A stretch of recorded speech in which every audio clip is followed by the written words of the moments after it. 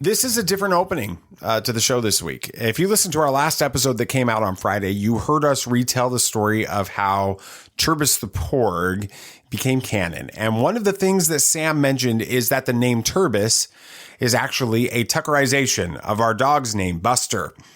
Earlier this afternoon, Buster became one with the Force due to heart failure. It's a sad, hard day for Tatooine Sons, but I want to brag for just a second about what you are getting ready to hear. Sam and Nathan are podcasting professionals.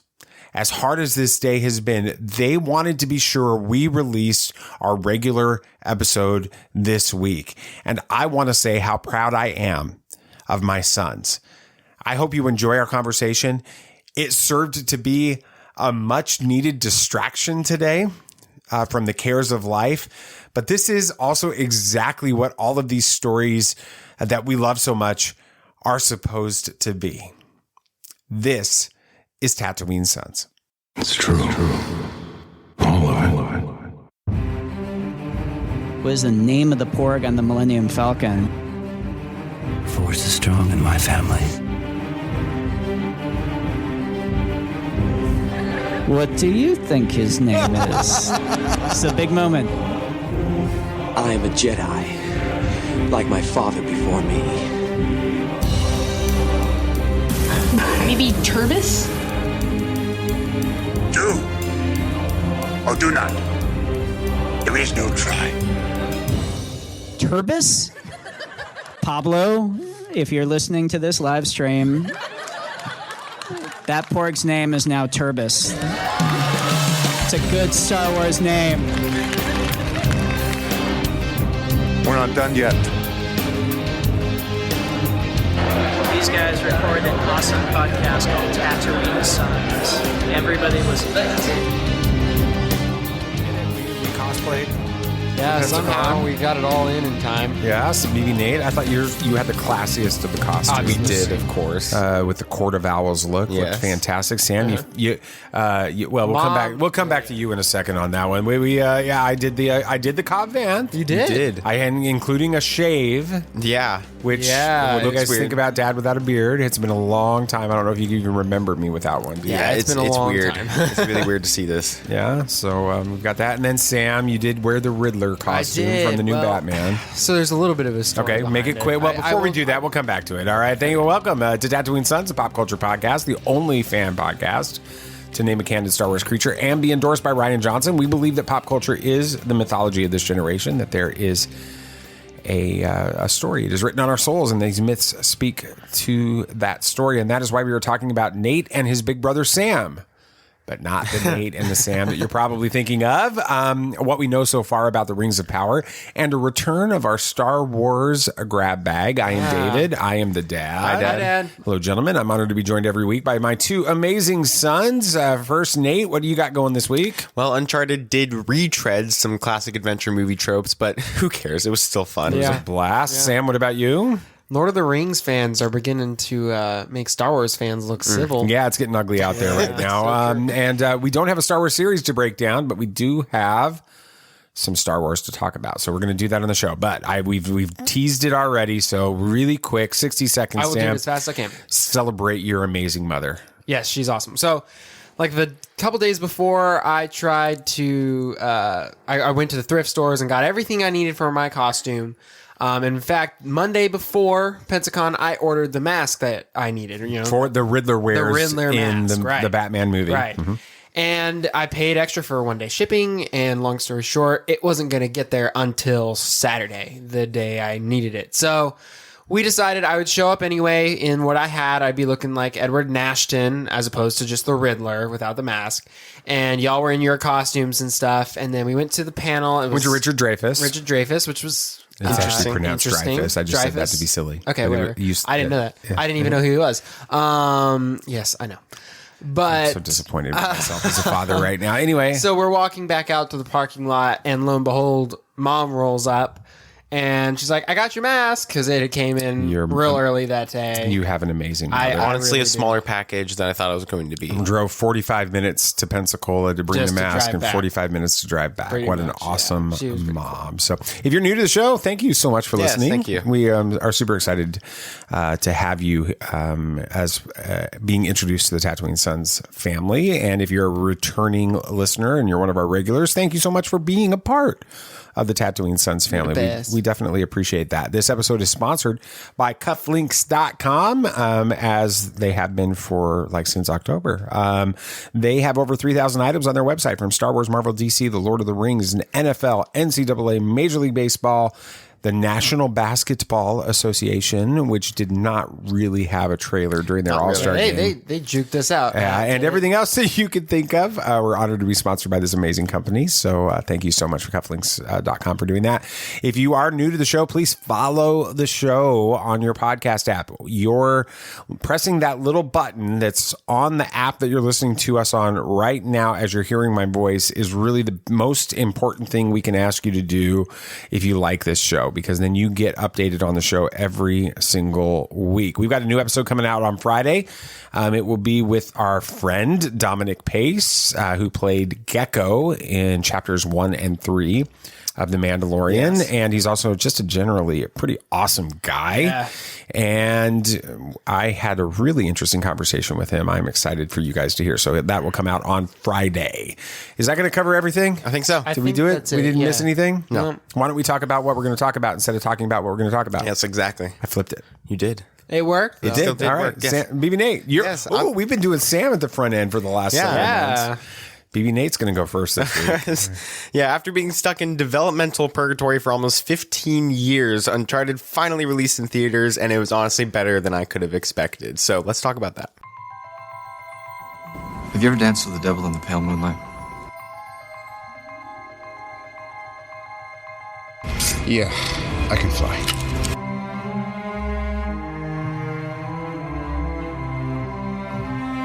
I'm here to fight for truth and justice in the American way. The people in this room, which one is A, wearing a spangly outfit, and B, not of use? There's only one God, man. And I'm pretty sure he doesn't dress like that. That man has no limits. Nate and Sam is actually what kind of drew me into the Uncharted series, because I started, funny enough, I was at somebody else's house, and the only game that I was semi-interested in playing, and I was at their house the whole day, was Uncharted 4. And this was before I played any of the Uncharted games. Oh, that's cool. So I started that, and I noticed, I'm like, wait, Sam and Nate and the brothers, and I'm like, this is really cool because they mean so much. And I'm like, well, this is a cool dynamic. Yeah, that is cool. And so I finally started to play the other games. I still need to finish 3 and then 4, of course. I finally get to 4 and be able to finish it. But yeah, I loved it. Yes. So let me get y'all's rating of 1 to 10 sentimental rings. Sentimental rings. I'm going to have Sam go first. 7.5, I think. I mean, it was solid. It was fun. Wasn't anything remarkable, you know, I kind of was thinking about it the night after we watched it. I'm like, I like that movie a lot. It was fun, but frankly, I'd be okay if I didn't go back and watch it. You know, not that it's a bad movie by any means. It's just, I've seen it. It was cool, and I'm happy with that. I would say, it's probably smack dab in the middle between the critics and the fan ratings on Rotten Tomatoes. Critics have it in 39 or 40, and fans have it at 90, and I'm going to put it right around a 70, or 7 out of 10 at this. It was fun. It was awesome. I will go and see if the sequels, because I think they're definitely going to have those. I mean, with the impressive box office. Yeah, absolutely. We'll talk about that on Movie Moments a little bit more. But yeah, absolutely. I would definitely go back and see it again. It was a lot of fun, but I don't think it's one of those that we've got to go back and see in the movie theater next week or anything. Well, Mom still has to see it, and she wanted to. And she wants to, but then again, that's one of those, okay, Mom wants to see it. Yeah, let's go see it. Yeah. It's that kind of movie. Yeah, I'll give it just because so many of the little Easter eggs meant so much to me, I'll give it an 8. I really enjoyed it. I thought it was just fun the whole time. But let's ask the age-old question: was this a good Uncharted movie, in my semi-informed opinion, because I haven't played all the games, but I've played most. Yes, it was a lot of fun, and it felt like I was watching the cutscenes in an Uncharted game, because that was what I was hoping for. Now, I of course haven't played all the games, only the first two, in fact, but from what I can gather, this was a good homage and a new take even on Uncharted. It's always difficult to adapt a 16 or so hour game into 2 hours, so they had to make a new story for these characters that only touched on some of the things from the games. Now, let's talk about the hot topic of this movie. The casting. Really? Is that the one that everybody's talking about right now? A lot of people don't like what they chose. Okay. I'm going to get to y'all's opinion. So we had Tom Holland as Nathan Drake. Now, what did y'all think of this casting as people who have never played the game before? Well, I mean, I have no idea what the character of Nathan's supposed to be like. So I thought it was great. I thought the dynamic between him and Mark was awesome. Or Sully. Well, I was going with actor names, but yes. Anyway, those two, their interactions were a lot of fun. He's always great in anything he acts in. He's a great actor. He was kind of young but confident, knew what he was doing. I mean, he was exactly what you need for this movie. Again, I can't compare and contrast here, but I thought he did great. So, would you say if they did make a franchise, would you see him as a staple adventure hero like Indiana Jones or like those kind of characters? I mean, it's kind of tough to compare to Indiana Jones, seeing as such a classic. Indiana Jones, yeah. And frankly, I can't really think of any other movies, maybe like The Mummy, that would kind of fall along those lines. And National Treasure. And the Tomb Raider movies that they had. I could see him falling in that line if they have a good series with it. I think he's good enough for that. I liked Tom in this role. I think he's a great. I know I've seen him in other things that are not Spider-Man or Marvel movies. I'm trying to remember what any of them are. We saw The Impossible. That was one. But that was he was a little kid. Oh gosh, that movie was crazy. And so I'm trying to think of anything else that he's been in, but I think he played the character as far as I could tell fine. I thought he was entertaining. I liked like I said, the dynamic was fine. I think he's an amazing stunt guy. He does a lot of amazing things with that, and so I didn't have a problem with it. What about you? What did you think about it? Because you played the games. A lot of people are hating on it because he's not this cocky, confident, joking person like he is in the games. But I didn't get that. I got a really fun, and he's young. This is like his first job. So of course he's going to not have that confidence and not be able to know. And people are like, he kept getting backstabbed. He should have known better. No, he shouldn't have. He didn't have that knowledge yet. So if I'm not mistaken, correct me if I'm wrong here, but when you see him in the game, he's already been working with Sully. He's already been an adventurer. He's already done all those. Yeah, you can kind of put the games at about probably 5 or 6 years at least after this movie. So in this, he's a bartender and he's a con man. He's not the same character. No. People grow, they change, and you can't have him start off as that character because then you don't have the opportunity to watch him grow and change. I really loved what Tom did with Nathan. Honestly, it felt just like a young Nathan could be, and throughout the whole movie, I saw so many things. Now, next, Mark Wahlberg as Nathan. Victor Sullivan. I see what you did there. Yeah, I'll explain that. Mark Wahlberg, when this movie was first 15 years ago, was cast as Nathan Drake, but he aged out of the role by the time that they started filming, so they put him as Sully. Now, casting is getting absolutely ripped by fans. Certain fans, not all. Not all of the games. Now, y'all have no bias on this. So, did you enjoy the character, or did he just feel off to you? No, I liked it. I thought he was great. I mean, I like Mark Wahlberg anyway. But, oh my gosh! Yes. But I think that he did great. The other side of this dynamic duo here, he was a lot of fun. I didn't trust him, but I also didn't think that he was like deliberately going out to try to hurt Nathan with it. He felt like a good character. I like the story, but again, I don't have the history with the franchises as they had. Yeah, I thought he was a lot of fun. I mean, like you said, Mark Wahlberg is he's always fun, and he's unique in the way he portrays himself and all of his characters. But again, I think he was just a guy on another job, and he portrayed that well. It was all matter of fact about stuff, I thought it was great. Yeah, but I don't know what Sully. What about you? I loved him as Sully. There were so many moments, like some of the dad jokes. He made an exact dad joke that he made in almost every single one of the games that he was in. It was like when he was looking down a well and he just said, well. He does that in almost every single one of the games. It was a great little nod to that. Why are fans struggling with Mark as Sully? Because they think that he was too kind of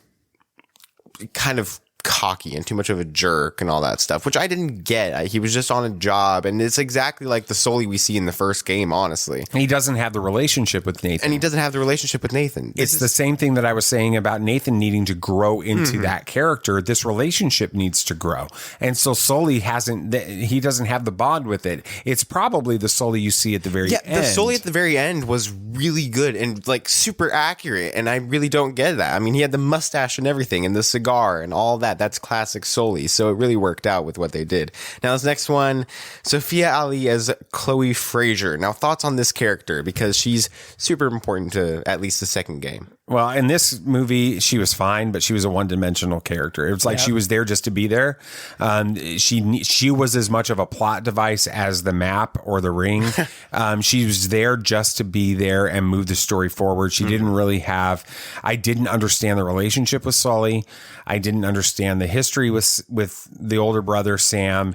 And maybe we aren't supposed to understand any of those things yet, but that was the one part of this that I thought really struggled. Yeah, I agree. That was the weak point for me. I mean, she was fine, like you said, but there was no real draw to her character. I mean, her shtick was backstabbing. Like that was it for most of it. And I know that from what I've gleaned from what you've said, that is her thing. But there was no like dimension to her. It was just, I'm here to backstab and promote myself. Honestly, from what I've gotten from the games, I never really enjoyed her character. I know she's like a fan favorite character of the second one. I just thought that she was kind of annoying most throughout the second game. But like at the beginning, she meets up. Nate's all happy to see her again because, you know, they were an old flame, but she betrayed him. So he was nervous. And then again in the game, she betrays him again. It's kind of just like, okay, well, that's just her role. And then at the end, she made up, and they kind of just were like, okay, this is great. And so it felt really off. It felt like this movie. So honestly, really accurate character to the games. Now the next one, funny. Antonio Banderas as Santiago Moncada. Now, was this a good villain or not? Because I can't speak to this because this villain was not even mentioned in the game. Yeah, he's for this movie. Yeah. I mean, I thought he was, again, fine. Another great actor. I couldn't help but hear Puss in Boots the whole time. But I thought... forgotten about that. No, I think he was good. He was the very, super villain-esque Bond, not super villain, but the kind of villain you want in this. He's just... when like singular drive, I want the money. That's all that matters. Doing, willing to do whatever it takes to get there. And that was great. It was, the twist there of him. Spoilers. I guess we're just gonna go into spoilers. Yeah, we already did. The twist of him getting killed off. Frankly, I did not see that coming. So that was well done. Yet again, another backstab, though. This is just backstab the movie. It's common in the Uncharted universe. I thought he was great, though. I thought he did what he needed to do. I was a little disappointed that they killed him off the way that they did. I thought he was a much better villain than the lady that ended up being the big baddie after that. Barkada or some. Yeah, I thought that she was just not a great villain with it. And I thought that he was, when he kills off his own father earlier on, I'm like, oh, this thing just got real. Yeah. And he was a fun character. Antonio Banderas is an amazing actor. Absolutely tremendous actor. And so to take him and get him only maybe 2/3 of the way through the film and actually have a really well done performance, that with a character that is a lot of interest to try to find out. I wanted more of the story of the family, the Moncada family, all this kind of stuff. I wanted to see him be the bad guy that goes on throughout the rest of the franchise, because I don't know that that's not the truth. Yeah, exactly. So was it a surprise that he gets killed off? Yeah, but it was also a disappointment because he was a better villain than the villain that they actually had. Yeah, he was fun, but they had to kill him off. And also the lady that killed him, she isn't even in the games either. So I don't know why they kind of kept her, but they killed her off too. So it doesn't matter. We think She had a ship dropped on her face. She's dead. She's in David Jones' Locker. Exactly. Now for the fun part, all the little Easter eggs that y'all didn't notice. The lighter that was given to Nate, the one that doesn't really work, is actually a big part of the fourth game. Was wondering. And it is used many times to solve puzzles between Sam and Nate, which is cool because it was Sam's lighter in that game.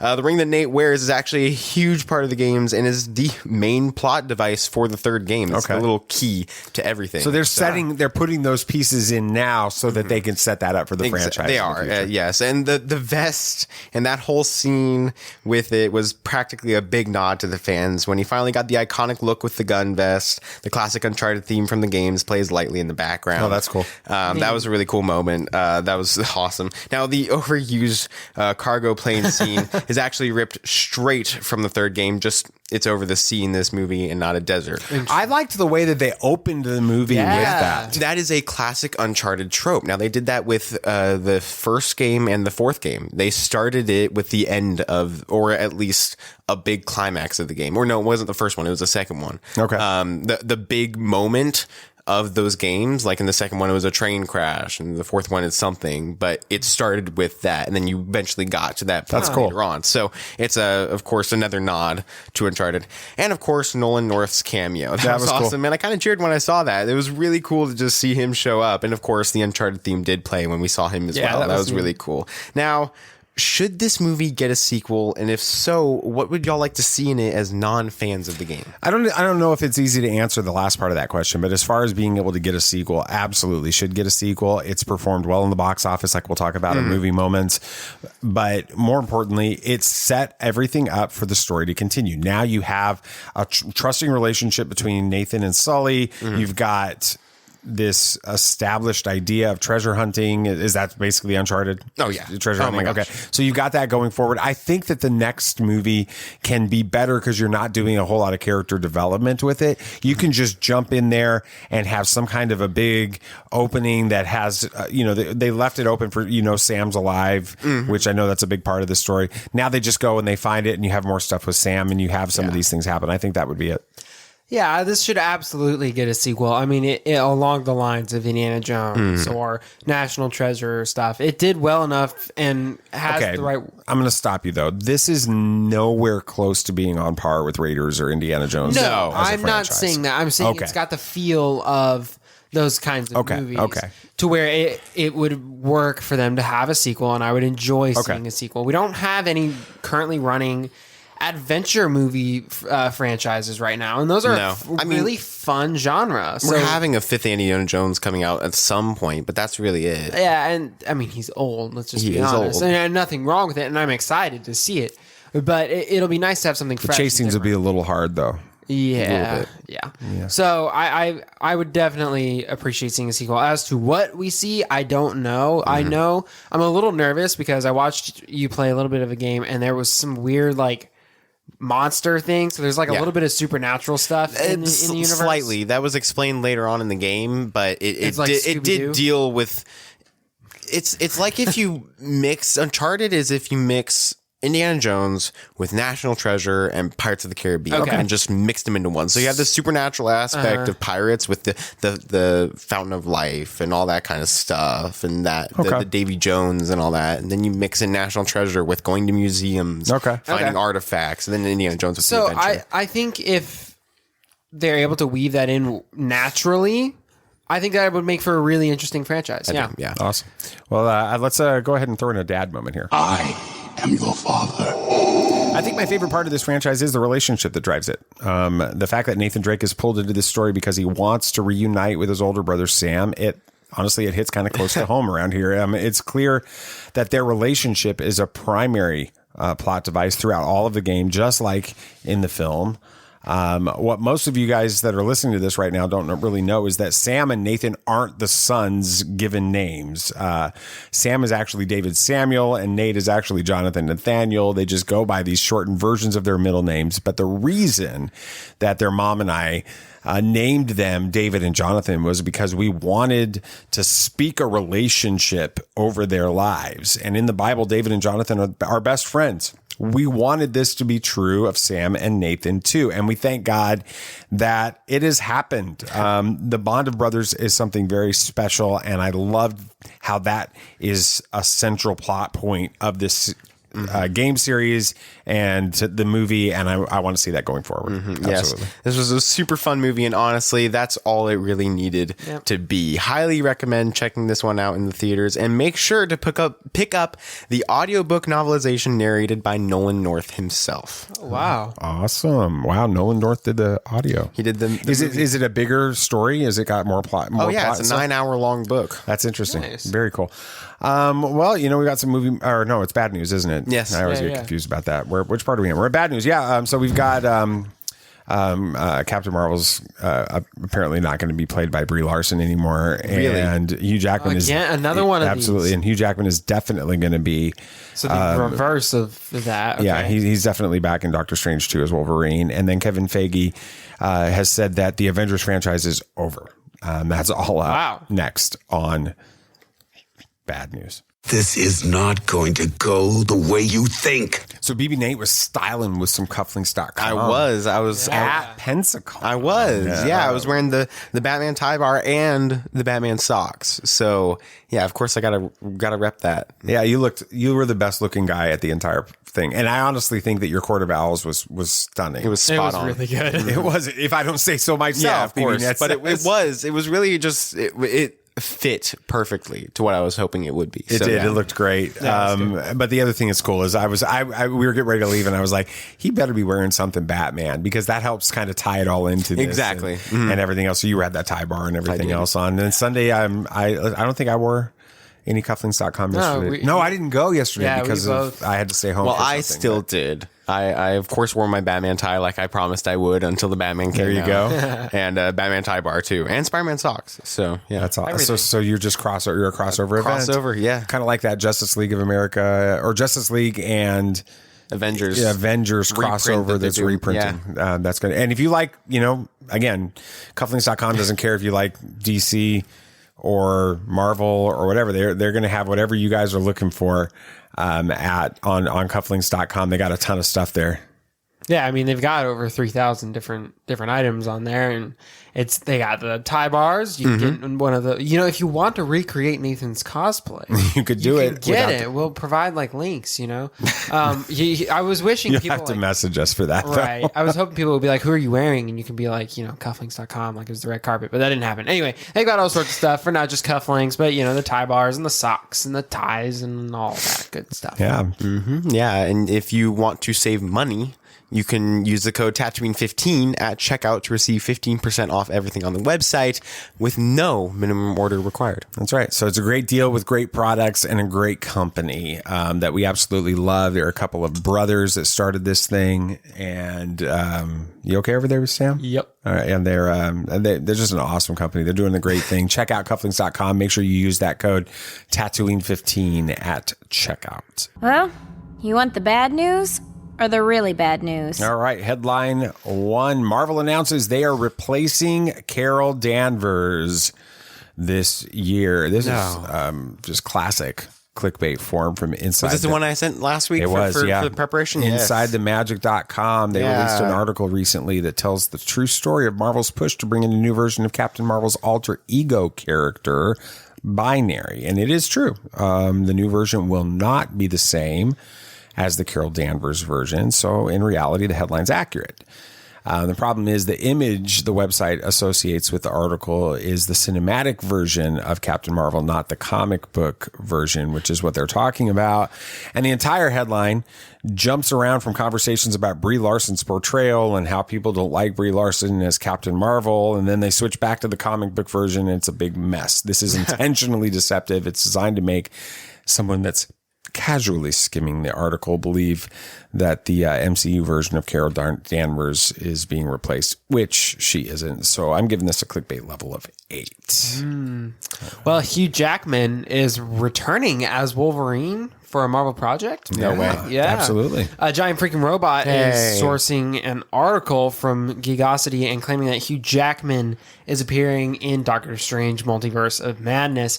The Geekosity version is just a massive collection of like one sentence paragraphs where the website's owner claims he knows something, which kind of seems a little suspicious. But of course, the presence of Professor X in the latest Doctor Strange trailer means Wolverine could also be in the film. Yeah, but that's possible. Let's wait for a little bit more documentation before we get too excited. So this one gets a clickbait level 9. All right. Oh, yeah. And Kevin Feige. It's Feige. Yeah, Kevin Feige says Endgame marked the end of the Avengers franchise. Wow. Now, this headline seems very definitive, but when you look at the actual quote that epicstream.com is referring to, it seems much less final than the headline leads one to believe. The quote was sourced from the Eternals version of Marvel Studios Assembled, which we're really behind on. Not that we care about Eternals, but everything else. No, I want to watch it, though. Yeah, that would be fun to see the behind-the-scenes stuff. Absolutely. That released last week. What Feige says is Marvel Studios and the Marvel Cinematic Universe is now past their 10th anniversary, and with the release of the final Avengers movie, we finally completed a 22-movie Infinity Saga.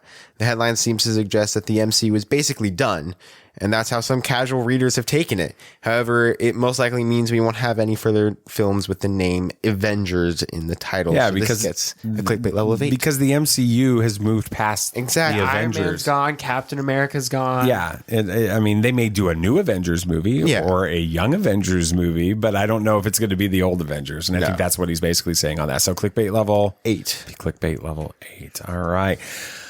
Okay, well, it's been a while since we've done one of these segments, but with no new Star Wars content releasing this last week, I thought we could bring back our old Star Wars grab bag type segment. Yeah. There's some fun news to discuss, including a prominent MCU director coming over to Star Wars and the return of the greatest composer of our generation. Hokey religions and ancient weapons are no match for a good blaster at your side, kid.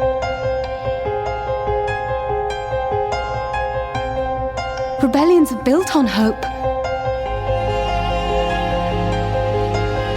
Force is with me, and I am with the Force.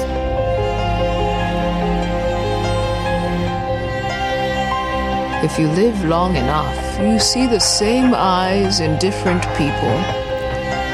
I think that the cosplay at Pensacon was just a little bit too ahead of its time. Don't you agree with me on that, the way people were reacting to it? There were a lot of people that knew who you were. Yeah, there were quite a few people. You got a lot of reactions with it, actually. I don't know. I kind of got the feeling people were like, had no clue who I was. No, if anything, I thought maybe mine was a little bit too early. Yours is early, and people haven't seen the movie yet. A lot of reaction. I mean, people were checking to make sure they were right, but they were like, "That's Cobb Vanth, right?" Or they were like, "That's the sheriff from Boba Fett." They at least were familiar enough with the character. Yeah, it was fun. Cool. I mean, if I'm going to shave my beard off, it better be worth it. Yeah, wanted it to be worth it, right?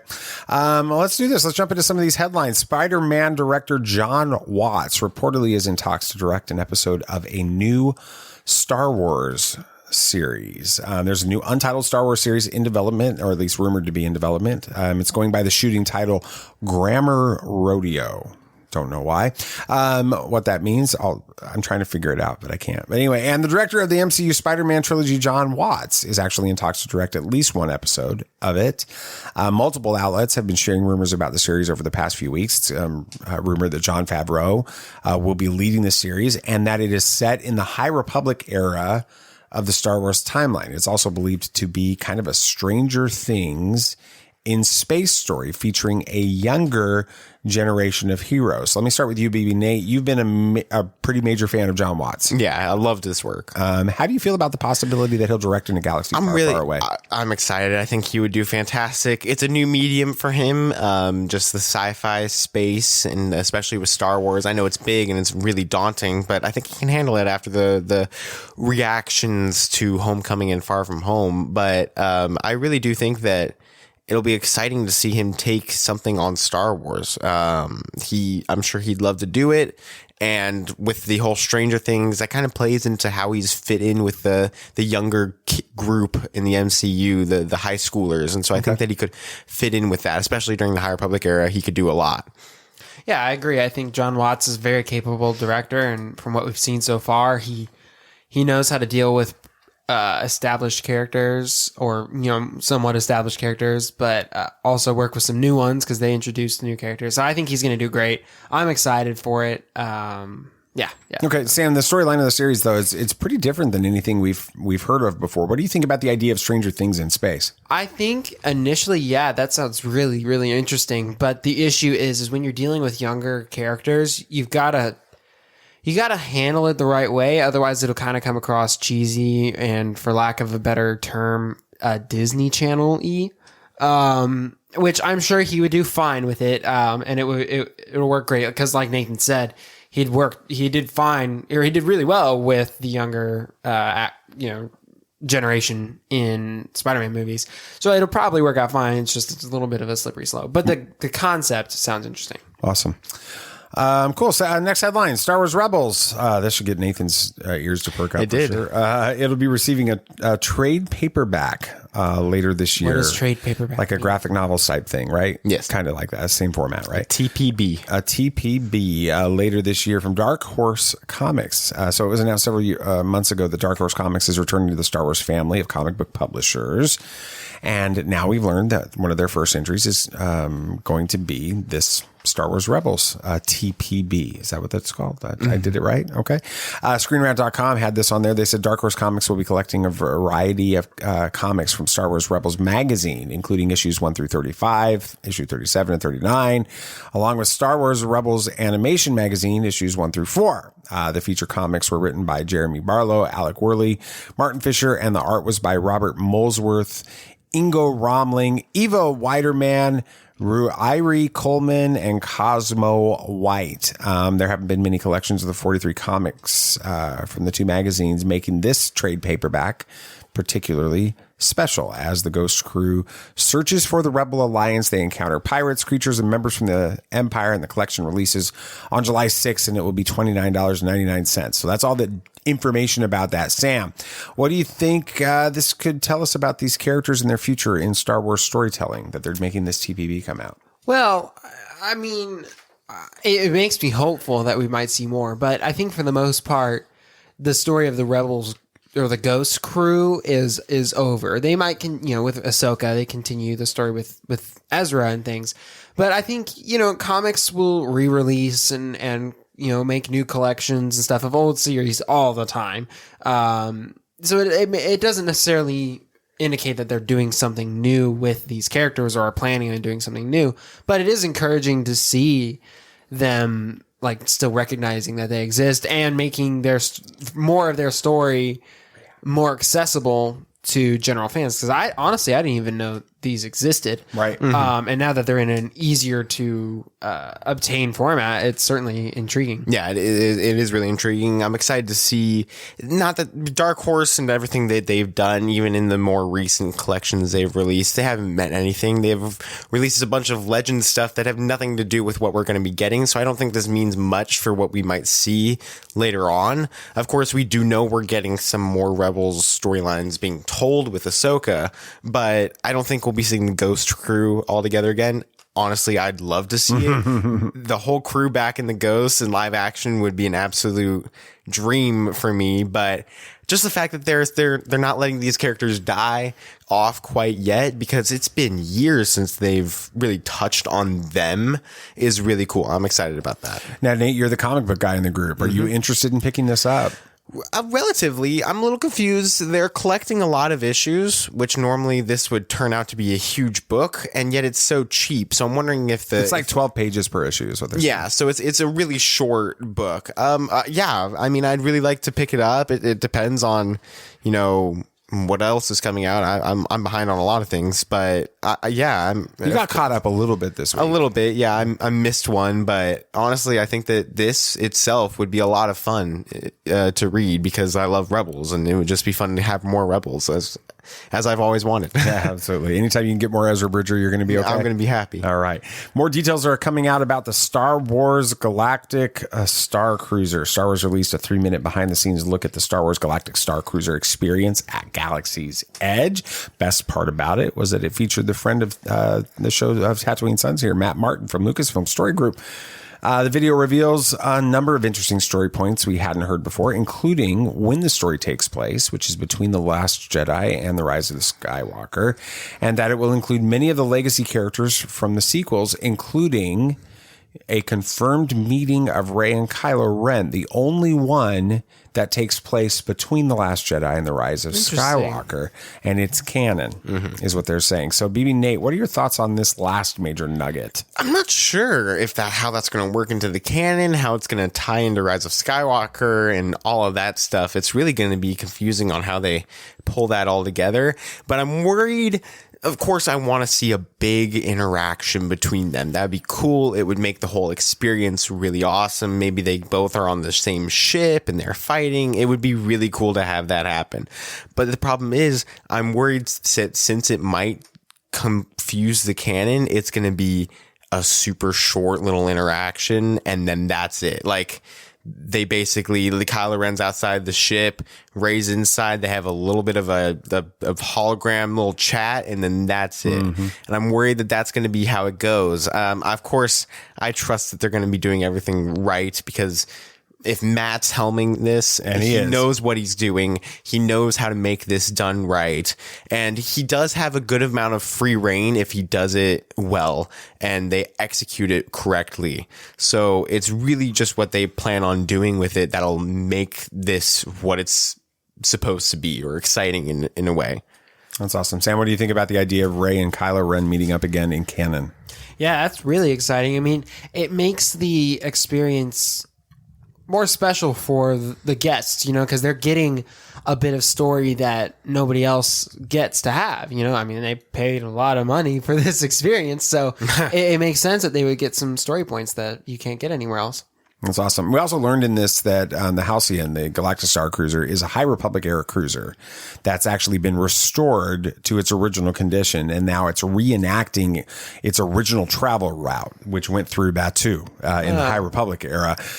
Sam, how do you feel about tying in the High Republic and the sequel era all into one big bow here? I love it. It makes Star Wars that one cohesive story. I mean, so far, High Republic is pretty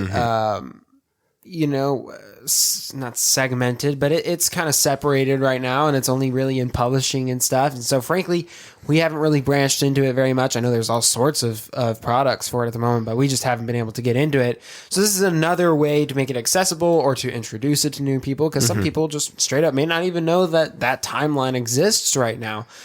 So it's encouraging to see them use it more and more and tie it in all throughout the saga. So I'm hoping we see more of it, honestly. Yeah, I'd like to see more of it too. I think that it's well done to be able to tie it to High Republic, because then that makes that important to the rest of the series, and maybe just it could introduce people into it. But I also think that it might be slightly dangerous. The problem for us with the High Republic is it is so hard to get into right now. There is just so much. Yeah, if you're really behind, you feel like you're never, it's not even worth diving in. There's so much to get into. There are so many different mediums that they're putting it on, where they have don't they have like audio drama specific stuff, and then they have no, I don't. I think that they might have put one. So. No. I don't know. I think that it might be in production or something. I don't know. But you have the books, and then you have the comics, and then you have the Galactic Star Cruiser comic line that they're doing, which doesn't even seem like it would be tied to High Republic, but it is. So there's so many things that are all over the board. It's hard to get into. So I'm worried that if they mention things from the High Republic, it won't make sense to the people that have just such a difficult time and to get into it, because it does take a lot of effort to be able to fully get into the whole timeline. That's a really good point you're making there, BB Nate. It is tough to get into High Republic right now. All right, last one. John Williams has returned to compose the theme for Obi-Wan Kenobi. Several news outlets confirmed last week that the maestro, John Williams, secretly conducted a recording of a new theme for the Obi-Wan Kenobi series premiering on May 25th of this year. Of course, Williams composed the scores for all 9 of the Skywalker saga films. He returned to compose and conduct the themes for Solo: A Star Wars Story, and all the music for, or the theme at least, for Star Wars Galaxy's Edge. Sam, how fortunate are we to be able to continue to get new Star Wars scores from the greatest living composer of a generation? Oh, it's hugely exciting. I mean, John Williams and his music, in a way, made Star Wars the success it is. And not only Star Wars, but not hundreds, but many other very successful film franchises had his music behind it. Some of the best themes in all of cinema have his name attached to it. So having him come back to compose a theme for such a beloved character is really exciting too. I know you were very excited when he returned for Solo. Absolutely, and he yes. created an absolutely fantastic theme for Solo. did. It fit the character perfectly. So we're going to be getting a really, really good theme for Kenobi. And themes are important in Star Wars. The Mandalorian has a very iconic theme, and Boba Fett now has a very iconic theme from the series. So giving Kenobi his own iconic theme is really important right now. It is really important, and I think that I love how they're bringing John back and not just giving it off to somebody else. I mean, people might ask why he didn't come back to do Boba Fett's theme, but I really just don't think that Boba Fett was a big enough character to do that. But at least they didn't do it with Mando. Well, true, but Mando wasn't an established character in the Skywalker saga. So, but I do think that Ludwig did an amazing job with both Mando and Book of Boba Fett's theme, or Boba Fett's theme. Mm-hmm. So I am excited that he's coming back for this. Now, John Powell did an amazing job on Solo, but John Williams really did a fantastic job Michael with his Giacchino. theme. Giacchino, whatever. Giacchino, yeah, but he did for Rogue One. He did, yes, of course he did for Rogue One. I was just talking about the theme that John did, but we've listened to the Han theme so many times. It is a fantastic theme, and I can't wait to see what he's going to do for Kenobi in this new series, because it's a different thing to take on, because he's in a totally different state that he was in a long time ago. So do you make a theme for who he was, or do you make a theme for who he is now? That's on good. Tatooine and all that stuff. That's interesting. BB Nate, both you and Sam are obsessed with film scores and their composers. It's something that you guys love. If you could choose one composer to carry on John Williams' legacy, or if you could say one composer is the successor to John Williams, who would you choose and why? Yeah, both Sammy and I agree on this, but I do think that Michael Giacchino is the this generation's John Williams. He has done so many amazing and recognizable themes and soundtracks, and when you think about it, if you look down the road in 20 years, you're still going to know those themes that he did. Yep. You're still going to know the incredible soundtrack, Ratatouille. You're going to know Married Life from Up. That is just a insanely recognizable soundtrack. There's so many things that he's done that could be fantastic. And then he did Rogue One, and that is an amazing soundtrack. They just released the expanded edition a couple weeks ago, which is already an accomplishment in and of itself. Not many film scores get that. And so it's really amazing that he was able to do all of that. And I do think that his style is very similar to John, but just kind of a modern John, because he's still using new instruments and new techniques, but still has a classic orchestral feel to it. Yeah, I think Nathan hit all the points. I said, a few weeks ago that he is the John Williams of this generation. He, again, like John, has done so many hit films with hugely recognizable soundtracks, but he's not a replacement to John. John has his style, and it is pretty much one thing. It's the big orchestral, very classical kind of soundtracks, and it's phenomenal. Michael, he can do that, but he is a little bit more diverse. I mean, you look at Incredibles, and then you look at Up, and then you look at Ratatouille, and they're all completely different. But then you have Rogue One, and it's very much like a Star Wars soundtrack. Yeah. So he's very diverse in what he can do, and like you said, Nate, pretty much every soundtrack he touches is gold. It is. So if you hire him, you're going to be getting a good soundtrack. That's awesome. Well, the most amazing thing about all of this that we've talked about is that we've just been able to talk about the tip of the iceberg compared to all of the amazing Star Wars content that's coming out in the next couple of years. It's going to be a lot of fun just to sit back and take it all in. So very exciting stuff. So, all right. We got some movie moments coming up. We've got Peter Dinklage playing Cyrano. That's going to be really interesting. We've got the Foo Fighters in a horror movie and some box office stuff coming up. So that's all up next on Movie Moments. At last we will reveal ourselves to the Jedi. At last we will have revenge. All right, for the new releases this week, we have Cyrano. It is a man ahead of his time, Cyrano de Bergerac. I got that right. Dazzles, whether with a ferocious wordplay at a verbal joust or with brilliant swordplay in a duel. but convinced that his appearance renders him unworthy of the love of a devoted friend, the luminous Roxanne. Cyrano has yet to declare his feelings for her, and Roxanne has fallen in love at first sight with Christian. Aww. The director is Joe Wright. The cast is Peter Dinklage, Halle Bennett, and Kelvin Harrison Jr. The studio is United Artists and is rated PG-13 for some strong violence, thematic and suggestive material, and brief language. Going yes or no? I'll let Sam go first on this one. You've seen the trailers for this, right? No. Nope. Yeah, we've seen it in a movie we saw. Nope. No. Okay. No Maybe idea y'all what did this for is. Marry Me. Yeah. What is this like a retelling of a classic tale? Absolutely. Okay, so like very classic play. like Zorro kind of idea, or sort of More like Shakespearean level. Oh, yeah. I got that from the names. I mean, it sounds okay to me. Not my cup of tea. I mean, if we went to go see it, I'd probably find it interesting. I don't have a trailer to base this off of. Sounds like it has. I mean, I'm not sure who Kelvin Harris Jr. is, but the first two names, those are fairly big actors. But it just kind of sounds like another like Princess Bride without the best parts of Princess Bride. Yeah, I know. I definitely want to see this. It looks really good. The trailer looks really Okay. good. Yeah, I got to. The big difference though is in the original story, the Cyrano character is his appearance is he's got a like massive nose. Oh, So he's got I think I've heard like of a that, distorted level, Like Pinocchio. like a Pinocchio level nose. And in this one, they're twisting it and making it Peter Dinklage and him being a dwarf. Right. And being short. And so I think it's an interesting idea. And I think Peter Dinklage is playing a character that's not a comic store style character and a real dramatic thing makes it really interesting. Yeah, to me. I definitely want to see it. Really interesting. I got to watch the trailer though to decide if I'm going or not. This next one. All right. Studio 666. In Studio 666, the legendary rock band Foo Fighters move into an Encino mansion steeped in grisly rock and roll history to record their much anticipated 10th album. Once in the house, Dave Grohl finds himself grappling with supernatural forces that threaten both the completion of the album and the lives of the band. What is this movie? Okay.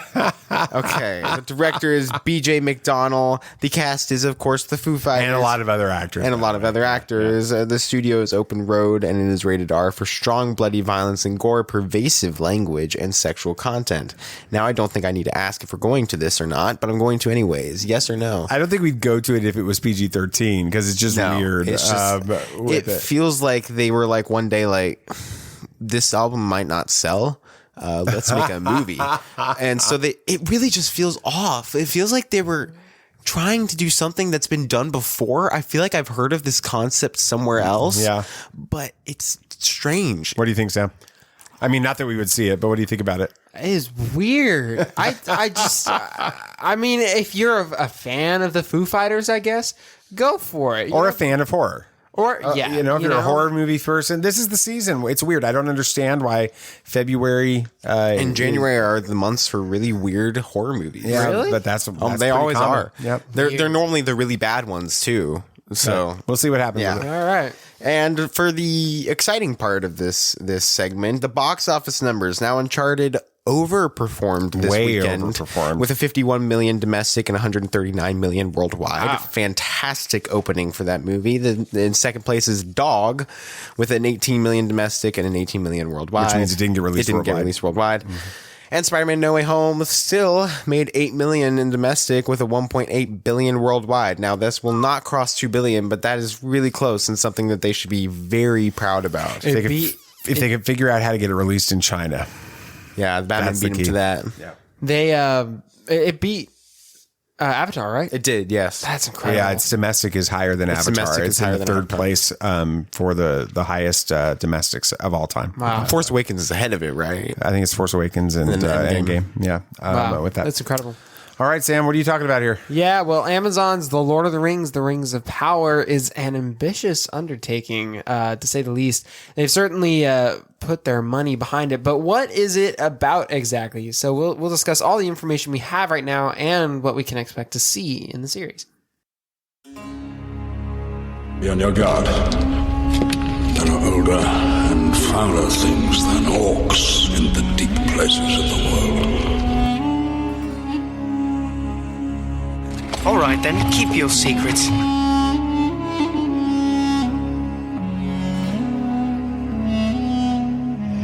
coming to us is as the footsteps of doom.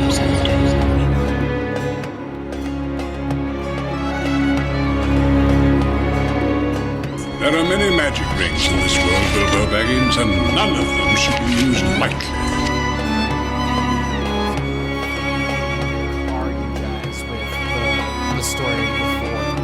No, yeah, not really familiar at all. Dad, you would be more familiar than me. No, I'm not really familiar with it at all. In fact, what I understand is that this is based off of stories that were like tagged on the end of the Lord of the Rings books, but they were like a supplemental material that they were trying to understand or whatever. Yeah, so Tolkien, his thing wasn't as much writing stories. I mean, he did love writing stories, but his main joy was writing mythology and history behind the world. He loved world building. And so in the Lord of the Rings novels, he put on some appendices detailing a little bit of the history of Middle Earth and the world and everything. And then there's the Silmarillion and things. But from what I've heard, due to a bunch of weird licensing rules that they've got right now, they can't do anything from the Silmarillion. And they can only talk about what was referenced in the Lord of the Rings novels, not in The Hobbit or the Silmarillion, because that's owned by the Tolkien estate. And then they can't directly reference anything in the Peter Jackson films because that's owned by Warner Brothers. So they have this weird gray area where they're able So what are they allowed to talk about? They're allowed to talk about the history that's discussed in Lord of the Rings novels, but what that does actually is it frees them up quite well to tell their own story. It'll still fit within the Peter Jackson films storyline, but I mean, there can't be like overt direct references to things in that. Like I don't know if we'll see Gandalf show up or anything. Actually, yeah, he's around at this point, but interesting. So yeah, there's this weird gray area. But before we go any further, let's get a little bit of a plot synopsis going, so we kind of have an idea of what the story is. Prime Video's The Lord of the Rings: The Rings of Power brings to the screens for the very first time the heroic legends of the fabled Second Age of Middle-earth's history.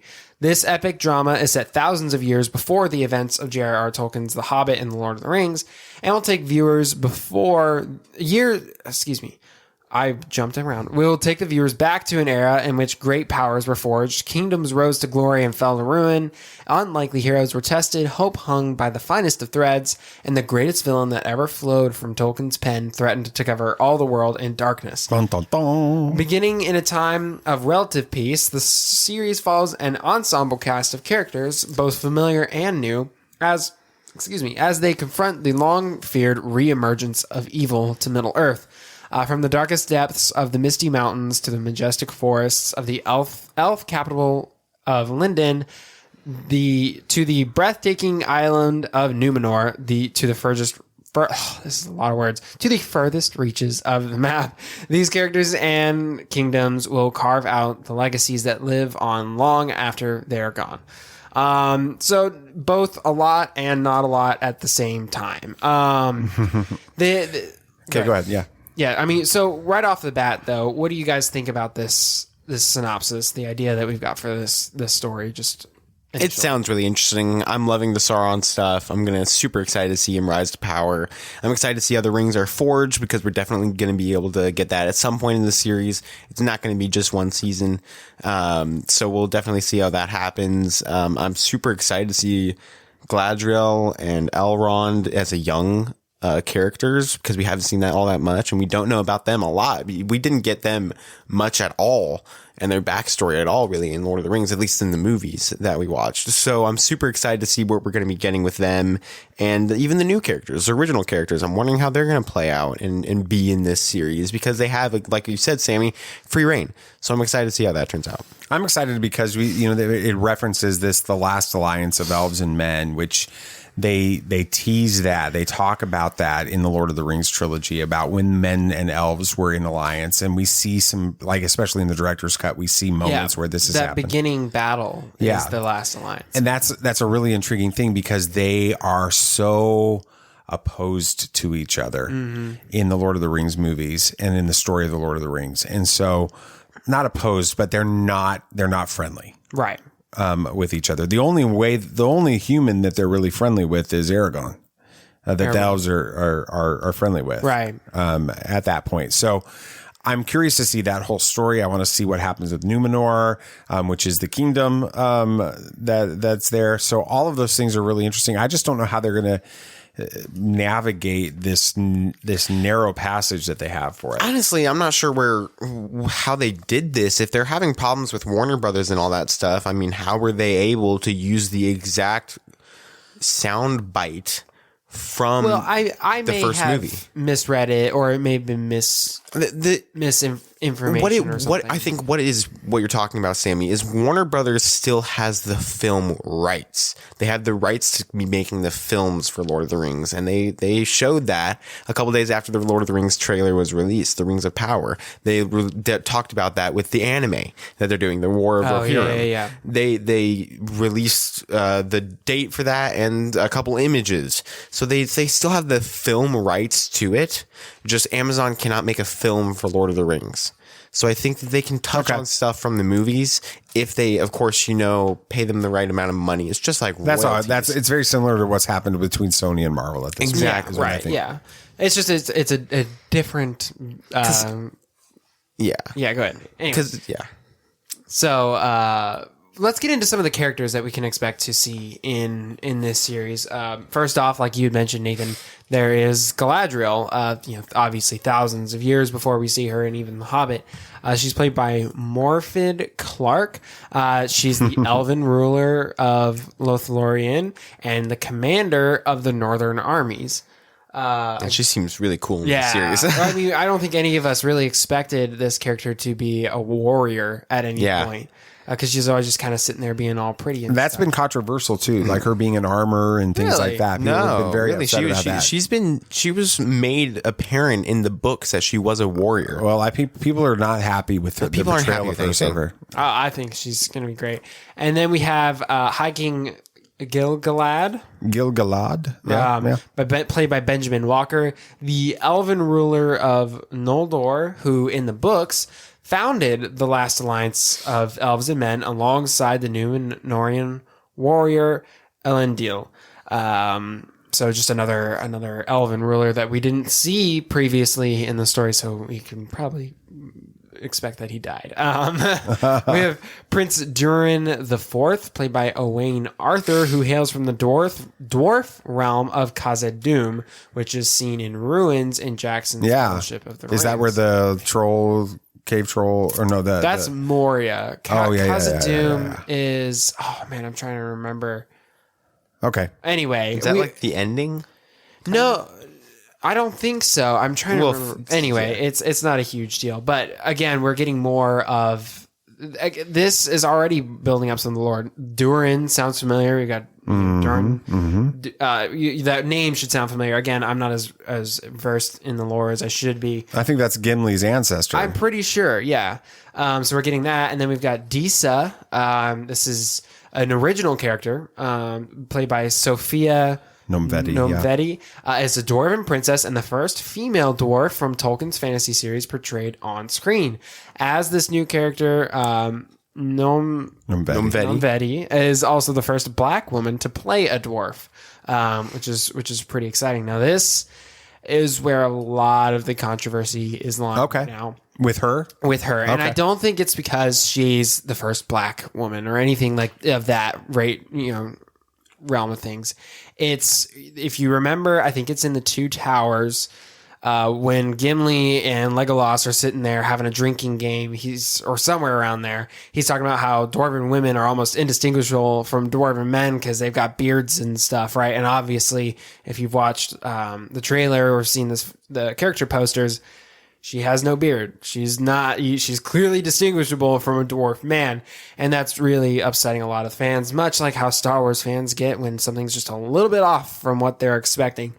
I think it's fine. This is thousands of years before. They could have started growing their beards out. I'm sure, beauty standards change just like they do in our world over just hundreds of years. So, maybe they do have to shave every day to keep up their appearance, but they just stopped because I don't know. That's true.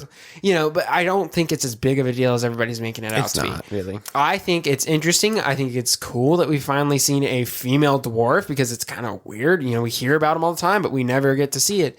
And I have a feeling she's going to play a pretty big role. Yeah, I think so, right. I think you're right. What are y'all thoughts on this character, just from what your initial thoughts? When you I think just the fact that we have, a female dwarf is going to make it an interesting character. I think it's a pivotal moment in the history of the franchise on film or on live action because she is, a black woman playing a dwarf in this, and so I think that that's important because we haven't seen that kind of a thing in Lord of the Rings or The Hobbit previously. So that's awesome.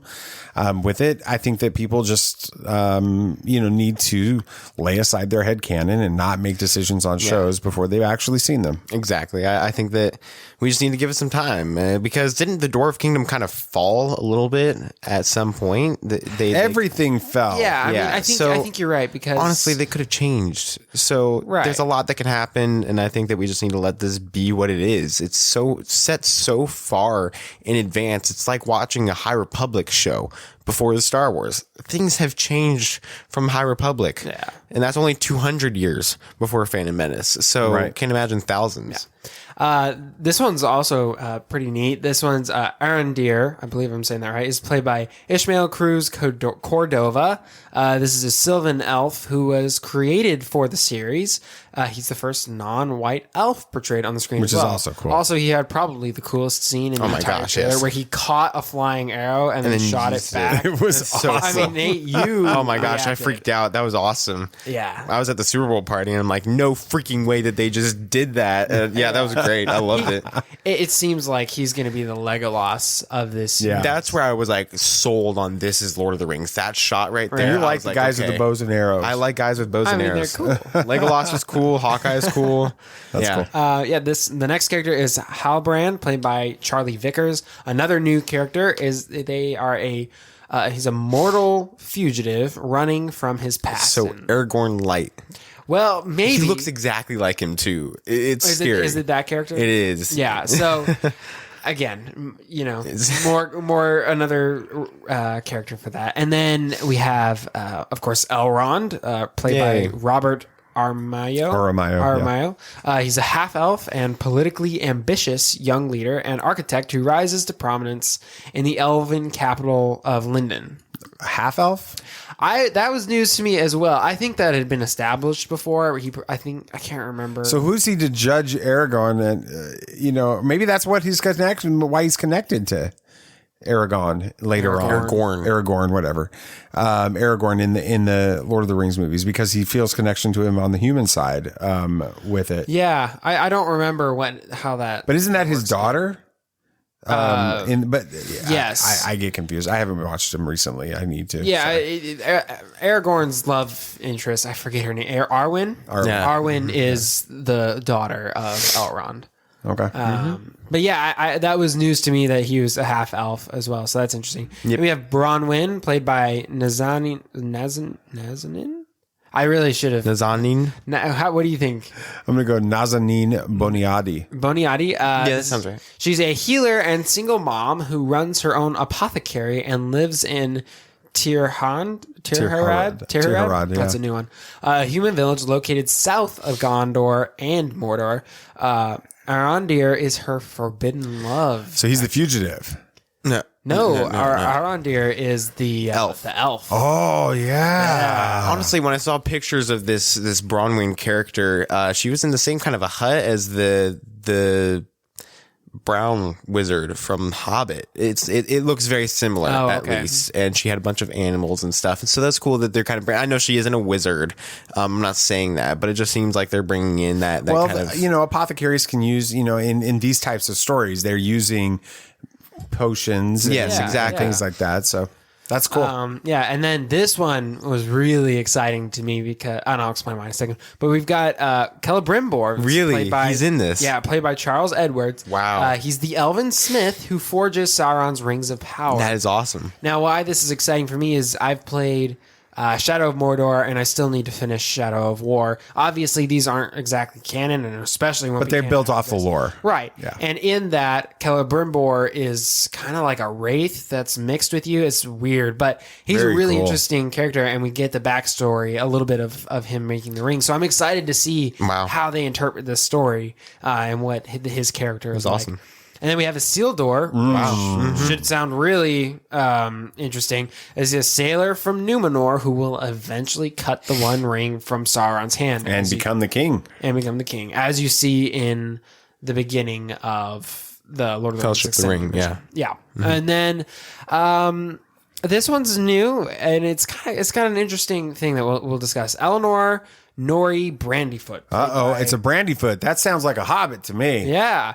Markella Kavanaugh, a new character. This is a new character and one of the Hobbit ancestors referred to as Harfoots. Now, what are Harfoots? Now, it's kind of vague. There's really not a whole lot of information on them, but they're kind of like a sort of evolutionary precursor to hobbits in a way.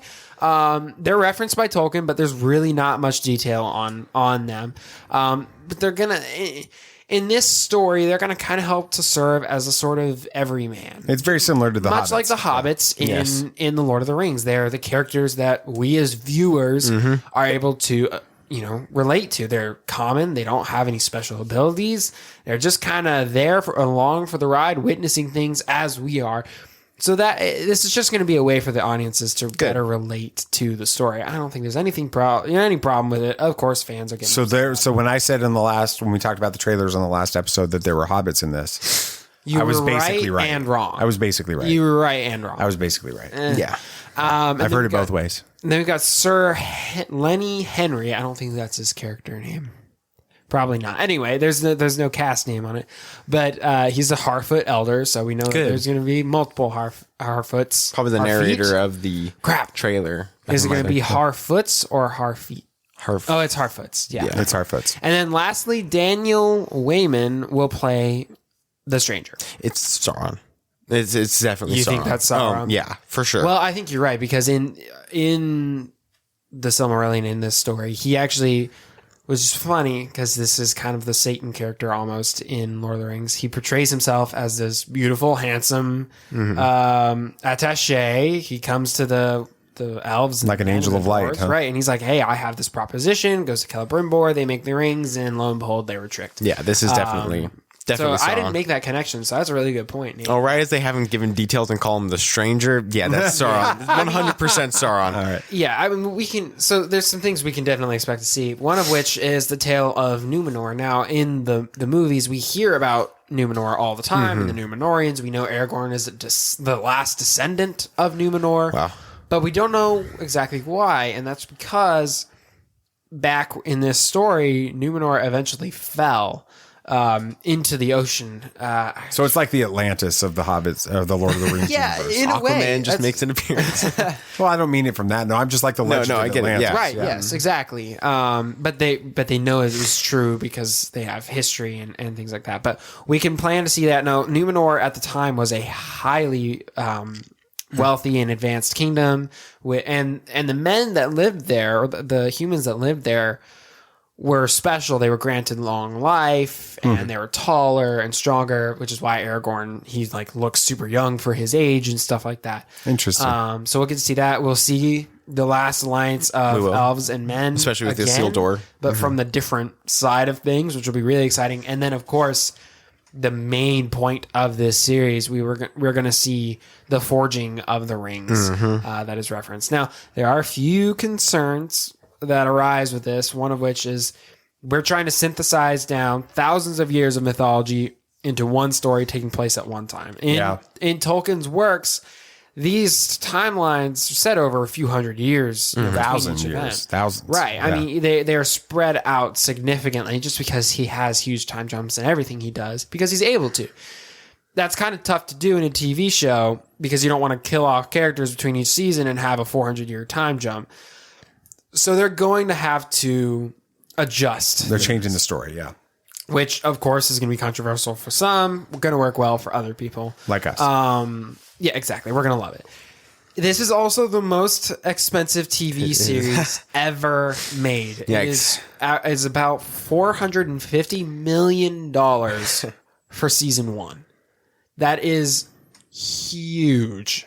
They're really banking on this. I've literally heard that it's committed to 5 seasons, and it could be in the billions of dollars. Just think this one season of this show is 4.5 of the budgets for Batman. The movie, insane. yeah. That's insane. crazy. Yeah. So do you guys think that it can endure beyond even just one season? I do. I really think that it can. I think that they're riding a lot on this, but they understand that if they have a good show that can take the world, they've already had a show that has taken the world by storm with Invincible. That stole the internet for a couple weeks. Oh, yeah, you saw it everywhere. Yeah. And we didn't even know about it until the internet blew up with everything about it. That's and then fair. we're like, let's watch it. So we did, and then I fell in love with it. So I think that this is already riding on the IP of Lord of the Rings. And if they do well enough with this show, they definitely can make the profit, I guess, of being able to do more. Here's my concern. It's already controversial coming out because of headcanon, and the more passionate a fan base is, the more likely they're to react negatively when things don't go the way that their headcanon is. I mean, we've lived in Star Wars fandom for 5 years now, like fully steeped in it in every way, shape, or form. We've experienced this. It can get ugly. The Lord of the Rings fandom is just as passionate about this, and they have backstory, and they have the backstory. Star Wars they're making it up as they go, right? And so the concern is, if the first season is so controversial or doesn't get the response that they wanted, do they not continue it because it's so expensive? Yeah. What's the point if the ratings tank because people are upset about it? That's a concern for me. It is a concern. I'm concerned about it too. I of course hope it succeeds and it becomes a worldwide phenomenon, Absolutely. much like Game of Thrones, which is another concern. But it is a big gamble they're taking on it. And then there was this worry for a while about them going kind of Game of Thrones with it being overly violent and overly sexual and things like that. And a lot of the fans were passionate about it and said that goes against Tolkien's vision. And the producer, I believe, or the director, some high-level executive has actually addressed those concerns and said they will not be going down that route whatsoever. This show is aimed at 11 to 13-year-olds, which is perfect because that's basically what Tolkien wrote The Hobbit and Lord of the Rings for. They were bedtime stories for his kids. So that's, very encouraging to people like us because And the show's already confirmed to be TV-14. That was confirmed with the trailer. So we have no worries of it being a soft TVMA or anything like that. It is TV-14. So that's good too. Yeah, it's good. Overall, though, what are your guys? Are you excited for this series? Cautiously optimistic? I mean, where are you guys standing with it right now? Cautiously optimistic is a good way of putting it. I'm excited to see it, but I'm really worried that some things will just feel off. And then if it doesn't overperform, that they'll just drop it. Even if I love it, I don't have a say. I can't call up Amazon and be like, please make season 2 of the most expensive show ever made. So I can't, it won't do anything. So I'm worried about that too. Yeah. I'm excited about it. I'm getting more and more excited about it. Don't get me wrong. I am excited. Yeah. I think that this is going to be great. I think that, that it comes out at a great time. I think it's fun to be able to have, Lord of the Rings content, new Lord of the Rings content to be talking about because it's a series of films and stories that we love. And I mean, your segment always opens with Lord of the Rings level, content. So, we actually get to talk about some new stuff. So I'm very excited about it. Yeah. Well, this series is shaping up to be epic in just about every sense of the word. If it's executed well, this show will further deepen the lore of the Lord of the Rings film/TV world and give fans even more amazing content from Tolkien's works. The series is set to release Friday, September 2nd, 2022, so we've still got a while to wait, but that means more trailers and stuff. So. Absolutely. It's going to be a lot of fun. All right. Anything else you guys want to talk about? Anything else? Yeah, John Krasinski announced that A Quiet Place Part 3 is in the works during, he announces during Paramount's Investors Day, with a scheduled release date in 2025. Yes. That's a long ways away. I think we're getting that spin-off, though, in between. So. Hope so. Cool. I Very hope so, cool. yes. And Dune Part 2 is scheduled to start filming later this summer, which is really awesome. Yeah. Super Can't excited wait for that. And for me, it's Nobody's star Bob Odenkirk says that signs point to yes for a sequel Was he to like a Magic Nobody. 8 Ball? Well, I'm glad he's doing okay, though. He had that big medical scare a couple months ago, and so Really? I'm glad that he's back to health, and I would love to see that. I'm sure. I'm excited about that. It was a fun movie to watch. It was a lot of fun. with it. All right, Friday, make sure you check out the episode with Dominic Pace, Gecko the Bounty Hunter. Yes, sir. Yes, From officially. The Mandalorian, officially a licensed canon Star Wars That's so character. We're I'm so excited about for him. Yeah, it's an awesome thing. And thank you, cufflinks.com. For sponsoring the show. We definitely appreciate that. And for all of you listening, thank you so much for listening to Tatooine Sons, a pop culture podcast. Yes, if you had a good time listening, it would be awesome if you could share this with your friends. Yeah, and don't forget that the show, it's only a small part of the Tatooine Sons world. So if you want more, be sure to like us on Facebook and join our Facebook discussion group. And follow us on Twitter to get in on all the action. And then you can keep up to date on everything we've got going on at TatooineSons.com. That's right. Make sure you follow the show on your favorite podcast app so you don't miss our next episode. And then drop us a review if you could on Apple Podcasts or Spotify or Podchaser.com or wherever you listen in to your podcasts. All right. Anything else you guys would like to say? May the Force be with you. May the Force be with you. May the Force be with you always. This party's over.